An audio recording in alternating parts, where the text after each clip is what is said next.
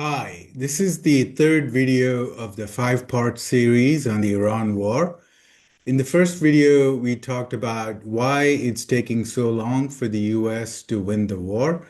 And in the second video, we talked about how the Iranian regime has been weakened a lot.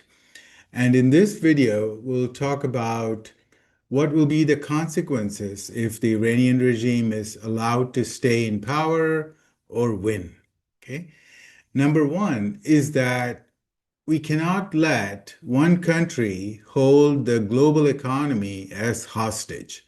This is just common sense, right? Whatever the country is, the world cannot allow one country to say, I can wreck the global economy.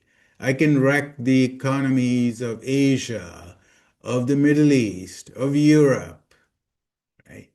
So this is just a chaos, and this will be anarchy.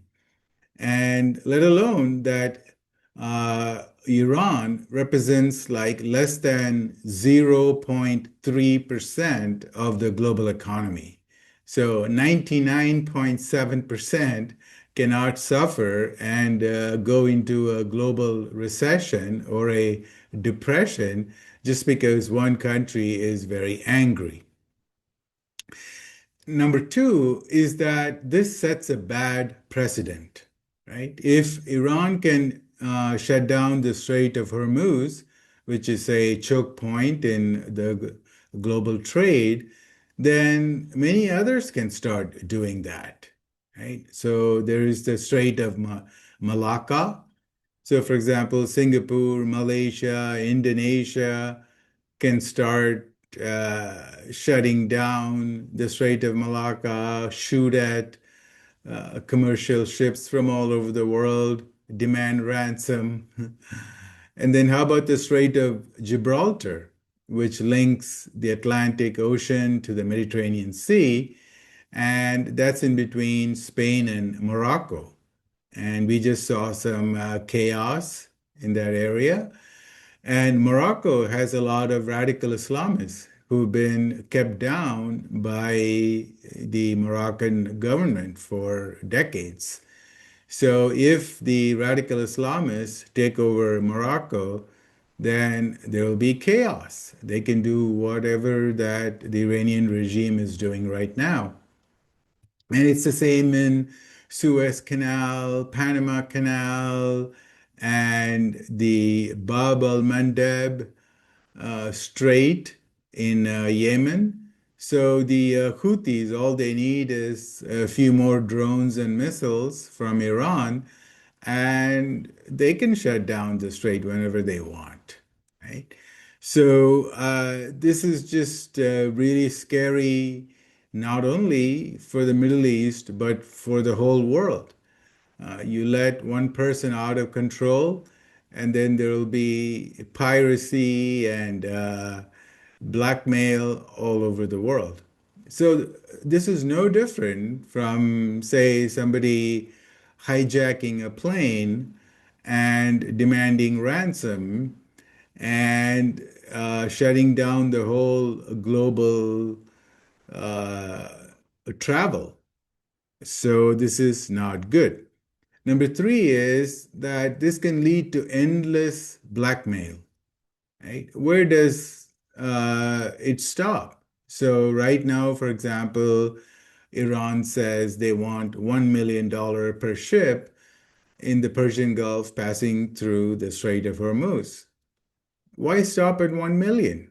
They can demand 2 million, 4 million, 6 million, right? People will be forced to pay whatever that Iran demands because the world cannot operate without oil and natural gas. And about 25% of global oil and natural gas pass through the Strait of Hormuz. And they don't have to stop there. They can say the US needs to pay us $500 billion in war reparations. The US needs to vacate all the military bases in the Middle East, right? And then that would lead to uh, just chaos. And there's no limit to the blackmail, right? And this is why that is not allowed. And next is the bigger danger in the future, right? So right now, Iran, before the war started, Iran had about 2,500 missiles and maybe 5,000 drones, right? And they've been able to cause so much pain uh, in all its neighbors, right? They have attacked all kinds of civilian infrastructure in the Gulf countries, in the UAE, Qatar, Saudi Arabia, Bahrain, Kuwait, and even Oman, who is the mediator. So just imagine if we wait for, say, 5 years, and then Iran has 10,000 missiles and 20,000 drones. Just imagine what they can do. They can destroy every neighbor. And all these countries are very small. Many of them have like 3 million, 4 million people, or I think the UAE has 11 million people. These countries are so small that they don't have a proper military. And then if you look at Iran, it has 90 million people. And although it's a third world country with no money and a currency that is totally useless, as we talked about in the last video, $1 is 2 million rials, but they get a lot of help from Russia and China, the only two countries that are really helping Iran. But that's enough because China can ship all kinds of components for missiles. And that's how the Iranian regime has missiles and drones. It's all basically Chinese parts. Nothing is really made in Iran. It just puts together the components and it has the power. And China would like that because China would like to see the US fail, lose its power as the global superpower.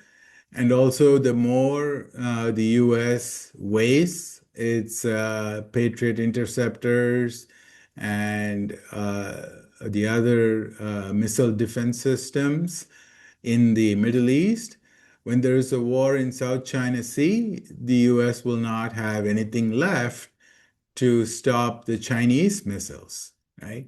So it's in the best interest of China for the Iranian regime to be the proxy that is waging a war of attrition on the US and to slowly deplete the ammunitions of the US.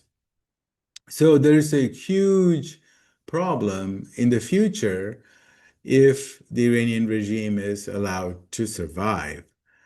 Um, and as even Sun Tzu said, the famous Chinese philosopher, uh, the war of attrition is always bad. You shouldn't start a war, but if you start a war, it should be very quick and it should be wrapped up with devastating force, and you should win. Right? And as General Douglas MacArthur also said, there's no alternative to a war other than a victory. Now, if, say, the US is unable to defeat the Iranian regime, then it's going to be a Shiite empire. Because a lot of people don't understand how the Iranian regime is also imperialist and it wants to spread its Shiite empire across Iraq, Lebanon, Syria, Yemen, Bahrain. And if the US leaves the Middle East, then Iran can just invade Qatar, Kuwait, All these are very tiny countries with no real military, right? So then you're going to create this Frankenstein monster. Uh, the US has a lot of problems. The US empire is a troubling and meddlesome empire, and the military industrial complex thrives on wars. That's all true. But the alternative to the US is not global chaos and all these totalitarian regimes. Okay. Because, well, as much as one can complain about the US, the world certainly does not need the model of the Iranian regime, which is totally totalitarian. There's no free speech, there's no free media, there's no freedom to protest, freedom to form political parties, there's no due process, and you have theocracy where there's no debate, right? So they just say, I am the supreme leader, and if you oppose me, you're fighting God, and you'll be killed. And as we can see, they have killed hundreds and hundreds of people in the last couple of months just because they were protesting back in January, right? So, well, is this the model that the world needs? No. And the next is the petrodollar, right? Once the US, say, leaves the Middle East and it cannot defeat the Iranian regime, then it's going to be the end of petrodollar. And that will have huge implications for the US and all the allies.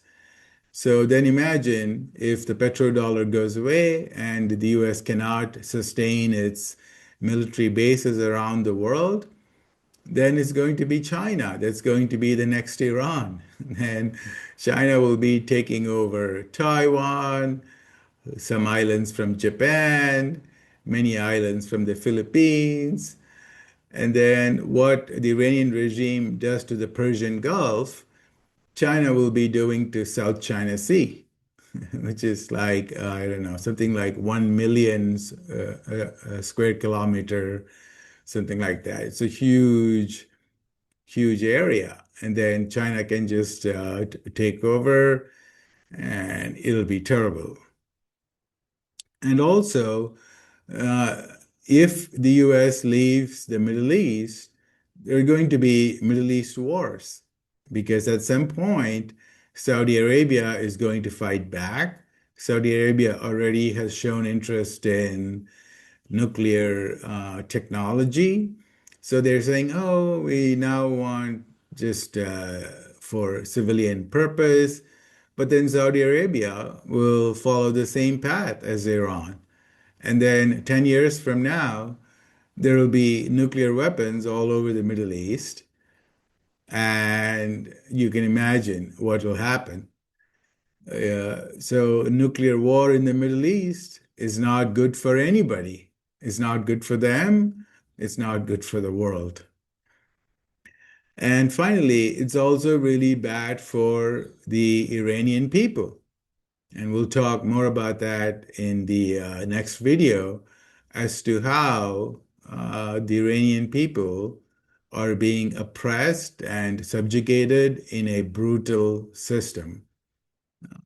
But it's, since they don't have free speech, a lot of people don't understand that 70 to 80% of the Iranians do not like the regime. Okay, they don't want theocracy. They don't want the supreme leader.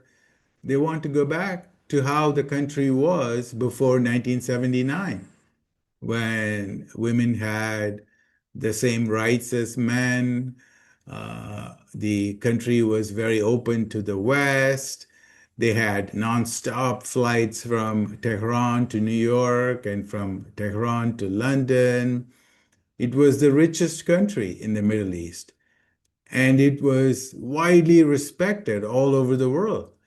the Shah of Iran would come to the US, and tens of thousands of Americans would line up along the streets to see the Shah of Iran and his wife. Can you can you imagine how that's now so hard to believe? The Shah of Iran would go to Sweden, and the King of Sweden would come to the airport to receive the Shah.